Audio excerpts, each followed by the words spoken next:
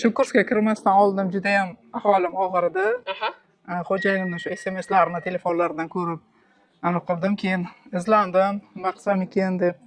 Keyin bilsam u qiz bola ekan. O'sha ikkinchi xotin bo'lib tegishga rozi bo'lgan. Munosabatlari jiddiylashishga salgina qolganda, endi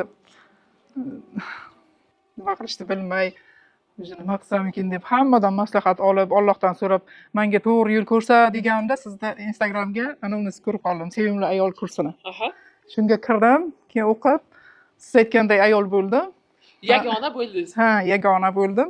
O'zlari qaytib ayblarini tan olib, kechirim so'rab, u qizni yo'q qilaverdi.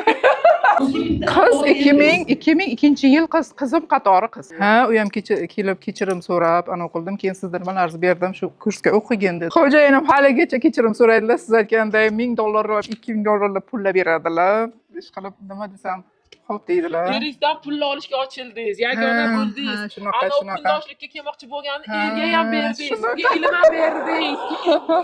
Lekin kiradi kursingizga 180 gradus kursingizga kirishni boshladi. U ham baxtli bo'lsa, faqat o'ziga voziga ketsin. Chunki bakara qiz aka ketaversa o'ziga voziga. 75 kilo edim, 65 kiloga tushdim. 10 kilo diyetasi. 1,5 oyga diyetasi